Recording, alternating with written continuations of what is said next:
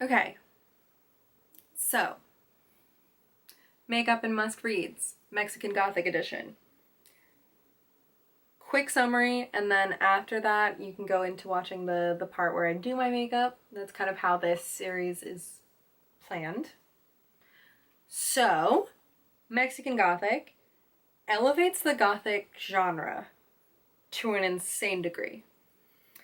I absolutely adored listening to Mexican Gothic through Librarian because they had it as part of their Librarian Advanced Listening Copy program, which I am so grateful for because wow. I'm like legitimately still reeling a few days after finishing this book. I don't want to give too much away because I jumped into this book knowing next to nothing. I had the advice and the recommendations of the Mystery Book Club on Bookstagram, which is run by Jordy's Book Club and Boston Book Fanatic. So their backing of this book and saying it's like one of their favorite reads of 2020 was kind of all I needed. And I hope that you can either trust me or trust them, go find them and trust their opinion. I think that's the best way to approach this book, honestly. I had so much fun with it. This first bit of the like makeup-y section talks a little bit about my understanding of Gothic and the things that I liked about it, even before knowing that Mexican Gothic was a book. So if you want to see that kind of compare and contrast, and I don't think I mentioned too many spoilers, you can continue on in this video for like all of my thoughts. If you don't want to watch me do makeup, which is totally valid, all I can say is like read this if you want a full-on shiver up your spine. It's summer. It's kind of nice to be able to just like, ooh. So what I wrote on Bookstagram, let me see if I can pull that up because I thought I actually summed it up a bit. So I said, this book is wonderfully creepy, incredibly written, and so luxurious it feels like you're wrapped in the finest velvet, not realizing that that shit will leave you breathing in the spores or dust that got trapped in it while it was left unattended for a bajillion years. So I hope you guys will go on to read Mexican Gothic and let me know your thoughts down below. And that's all I got for you. Enjoy the rest of the video. Alrighty, so today we are going to be talking about Mexican Gothic by Silvia Moreno-Garcia.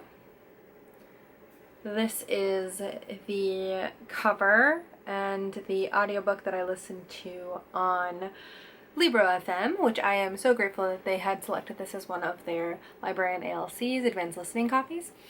So we're gonna lean more into like the gold of like the flowers that she's holding and the red of her dress for the look, because I don't have any green eyeshadow, any green makeup at all. So if anyone has kind of good recommendations for like, even if it's just like one eyeshadow or like a palette, because I'm looking down a lot of books that I'm about to read and so many of them have green on the cover. So let's get into this. Got my trusty notes. If you see me looking down, that's why. Alrighty, so I finally came up with a title for this series, so woohoo! You've probably already seen it because I think I'm going to apply it to the first video that I'm doing for this, which is for Felix Ever After, and it's going to be makeup and must-reads, as long as y'all think good things about that. So this video is going to be the second one, as I said, after Felix Ever After, and hopefully y'all will like this setup enough that I can turn it into a thing, and that'll be fun. So, this is kind of a light foundation, or at least it was last time I used it, which was like months ago, so hopefully it's not very expired. Okay. So today's must read, like I said, is Mexican Gothic by Silvia Moreno-Garcia. Before I get into why I specifically love this book, I wanted to tell you guys a bit about why I love Gothic as a genre, like specifically, and what I have read as part of that. So I had this whole like subsection of a course. It might have been its own course, but like I'm out of college for a while now, so I don't really remember. In a lit course in college, I had this amazing professor that I took kind of everything she offered, and most of what she focused on in the sphere of like the English major realm was Irish lit. And I ended up, in large part thanks to her and other history teachers and other really interesting courses that I was offered, and because of the fact that I was at a historically Irish Catholic university, while the centennial celebration remembrance of the Easter Rebellion of 1916 was happening, I ended up kind of with an accidental minor in Irish studies. And this course covered Irish Gothic. So Irish Gothic is like a very specific subgenre of the Gothic genre as a whole. Totally get that. But it has this sense of the outsider versus the insider that gets very confused because the normally British narrator sees themselves and their family as the insiders, but the outsider Irish are called upon to work in their house, work on their land, like kind of have to be forced into the inside, even though it's like, you know, they were the ones who were there for generations. So it really just kind of creates this sense of like the outsiders are inside, the insiders are uncomfortable. There's this anxiety. My favorite example of Irish Gothic, and of Gothic as a whole before reading Mexican Gothic, which I swear we'll get to, it's so freaking good, was Joseph, Sheridan, Leffenews, Carmilla, because wow, do we all need more lesbian vampires in our lives. So obviously Irish Gothic can and does mean other things, and it is more than just kind of like this outsider-insider dichotomy. It's often characterized by like manor situations, and they are usually kind of removed from society as the normally English narrator sees it. And to varying degrees, there is like decay or like general gloominess. There's also usually somewhere between like a hint, a soupçon, and like an explicit supernaturalness, which often gets tangled up with like hysteria or mental health. That means that the main cast of characters doesn't really believe the people who are first victims or like trying to warn them of what's gonna come. There's also usually the threat of like sex or sexuality woven throughout the narrative, but that is much more implicit than explicit. So what I really love about Mexican Gothic and this whole bananas story that Moreno-Garcia has created is that it takes all of these elements and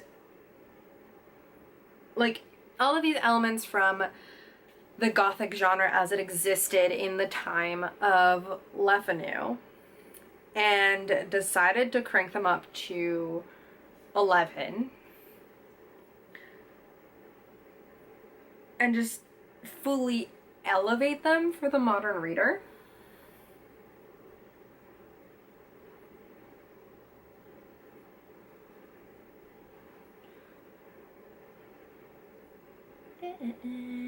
Sorry, I'll be right there. So there is really no tiptoeing in this book. There's like seriously like no tiptoeing. Even when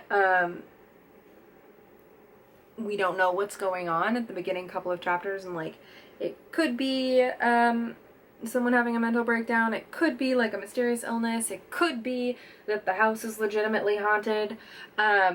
Even when we don't know and we're kind of searching for a logical explanation, no holds are barred. Oh my gosh. The creep level climbs fast and stays up there. So like, it feels like someone asked her the question, like, can you give us creepy, some kind of like sex creepiness, decaying mansion, and supernatural elements? And she came to that question with a, let me give you a semi-immortal patriarch who survives through incest and magic mushrooms and is only trying to ensnare our narrator, who is not British, though the creepy patriarch is super British, because she's got cash money, and said patriarch has these effed up ideas about superiority of races and how they're going to evolve, and that plus like the intersection of like beauty ideals and integrating those beauty standards as a way of like elevating the other that the British see. Like, damn, that's a lot going on. Alrighty. So I'm trying to go with red and gold, So we got this thing. So we're gonna give that a little swirl.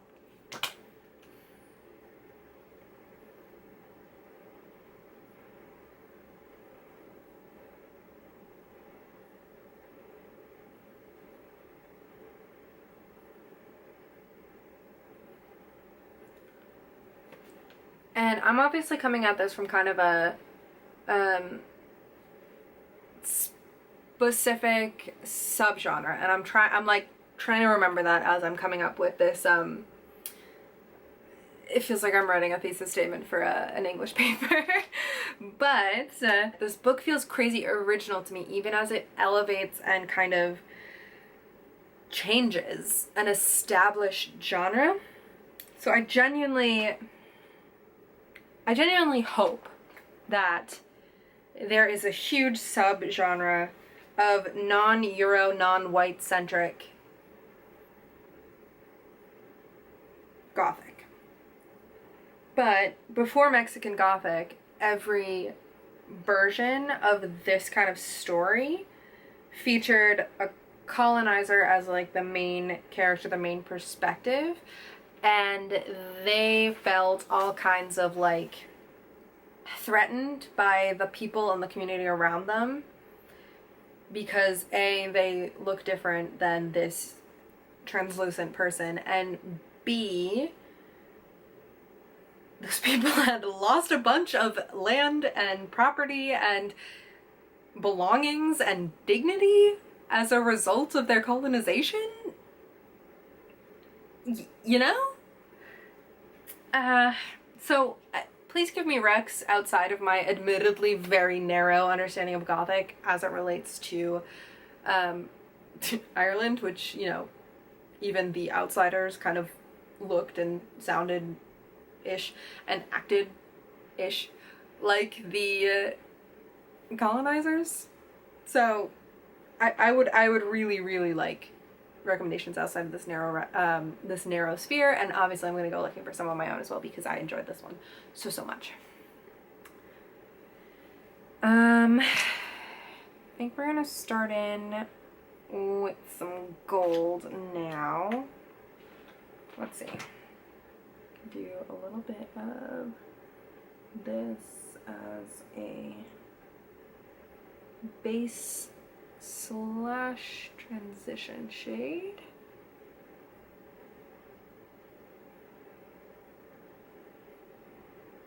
And then I can kind of maybe tame my brows with this very pretty rose goldy thing that I found when I was in Canada.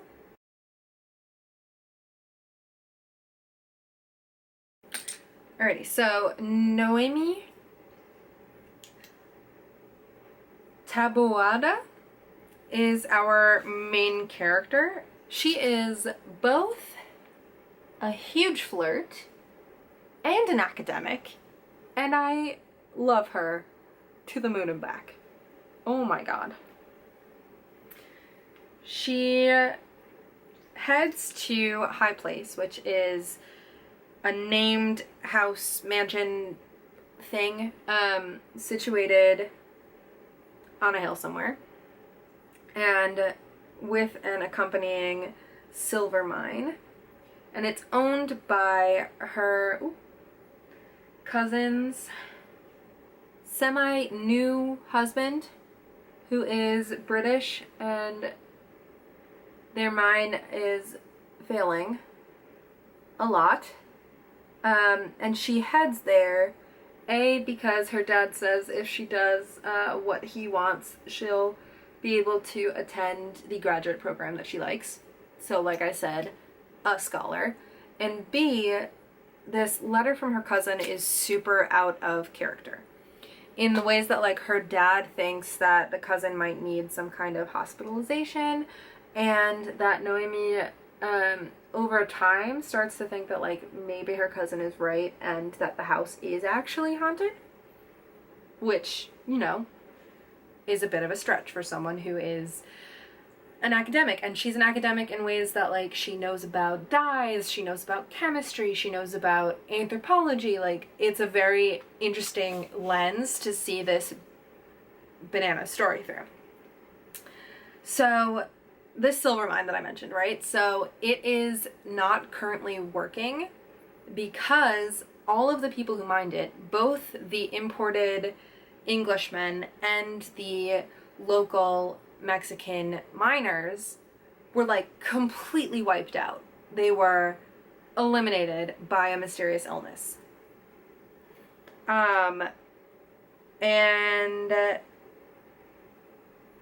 Yeah. So that's also kind of bananas. And Noemi gets to the house and, like, tries to, like, figure out what's going on with Catalina, her cousin. But Catalina is kind of drugged. Like, she's been told that she has TB, but none of her symptoms add up. Noemi wants to get, like, a second opinion. The whole house seems to be against her, like, everyone who's there, except for the creepy patriarch, who, like, comes on to her a bit, and it's very, very weird. There's this, like, system of silence where they don't speak during their meals. Like, what's up with that? And so she can't really get close to her cousin because she's constantly under observation. Very creepy. So Noemi's only real co-conspirator ends up being the youngest member of the household, who is the grandson of the patriarch and, like, the son of the daughter. And his name is, why am I forgetting? Oh my gosh, Francis. So, also, I actually really like the build between Francis and Noemi, which I wasn't really expecting to, because I'm really picky when it comes to romances. Okay, I'm gonna try maybe adding this touch of red to the eye and see what's going on with that. But their, like, deepening relationship is not, it doesn't exhibit any of the things that I don't like about when it comes to romances or, like, romance subplots. Oh yeah, we got some red going on now. Da, da, da, da, da.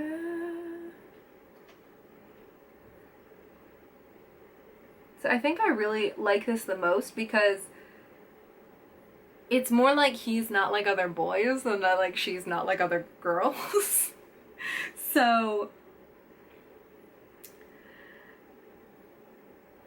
they were like this much needed sort of sense of reality in a ever shifting, unreal, supernatural landscape. There was this part that I actually really liked where she kind of acknowledged their growing connection and their growing understanding after a bunch of different conversations. Like, it wasn't an insta-love kind of situation. They really did show every part of their steps toward each other. And she has this realization, and please excuse my paraphrasing, but of how, like, a kiss doesn't matter if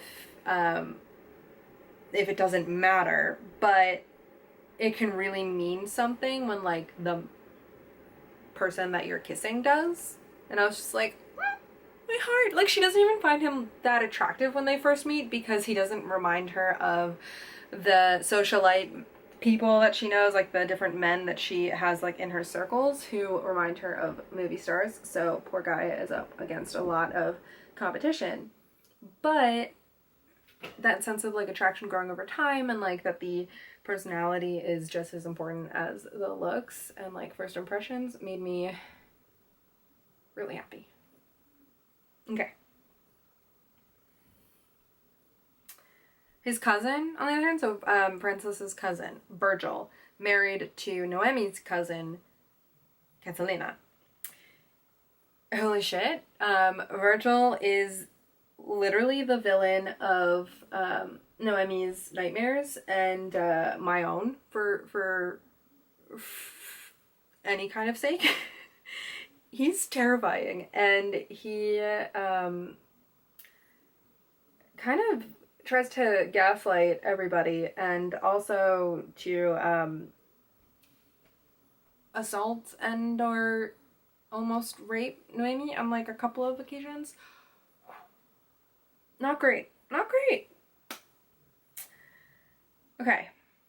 Let's see what else we can do with this here look. I have this kind of coppery reddish blush that I may have just shattered everywhere. Okay, it's not shattered everywhere, but, like, really close. So more copperiness. I'm gonna grab a bit of that and just pop that on top to the point where I might look a little bit crazy. Okay, bigger blush.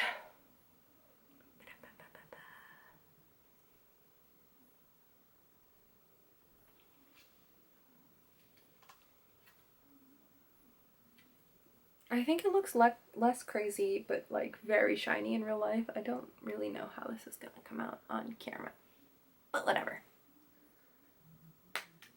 The whole makeup part is just so I have something to do with my hands anyways, so it should be fine. This keeps wanting to poke out, which I take offense to. I'm not gonna lie. Okay. And even though the gold is already a little crazy, we're gonna pop something else on top of that because we're in quarantine now. I don't have anywhere to go. So, it's fine. I can blind my poor parents.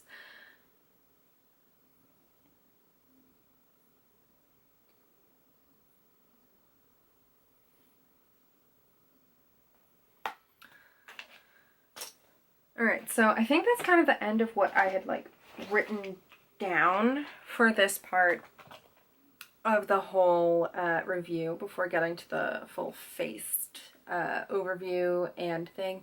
I don't really want to give too much away because I knew absolutely nothing going into this book, other than that it had a gorgeous cover and that people that I really trust reviewed it and loved it and formed a book club over it. So I hope that you will, I don't know, follow that trust. Go follow the people that I trust and follow their instincts. And then we can go from there. But I don't want to give like too much away because I think the end is really surprising, and it takes a lot for a book to be able to do that.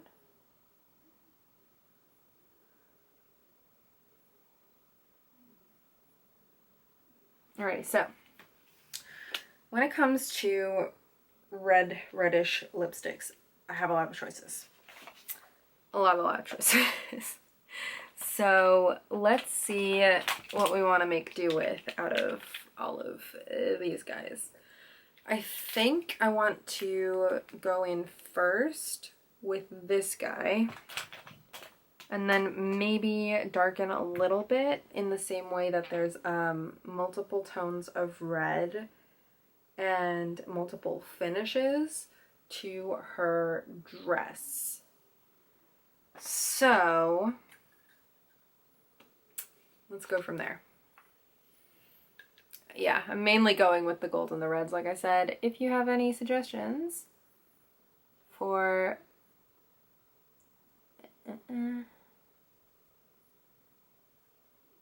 green eyeshadow, let me know.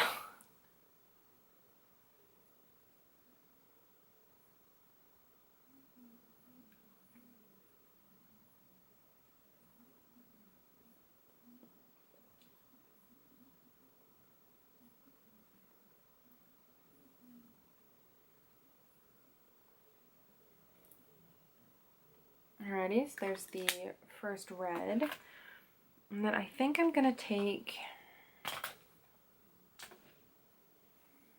maybe this one. This was like my first ever red, and I absolutely love it. It's Poppy King for J. Crew, I think was Lipstick Queen's company.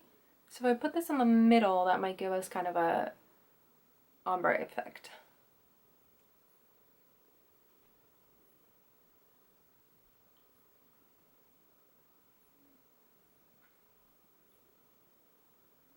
Okay, not really. I think it just got more, maybe on camera. Another thing we can do is pop a little bit of reddish gloss on top, and hopefully that'll further the idea that I have in my head.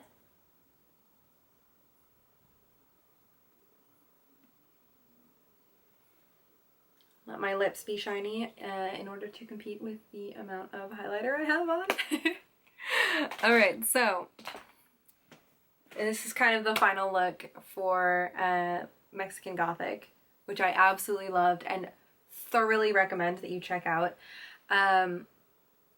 If you like this kind of video, please let me know, because I think it's kind of fun. It gives me something to do with my hands while I'm talking about different books. And I hope that it can be something really fun, and I hope that you think so as well. If this is something that interests you, please let me know in the comments, and you can subscribe or find me on Bookstagram, whatever suits your fancy. And on that note, I will see you guys soon, and I hope you are reading awesome things.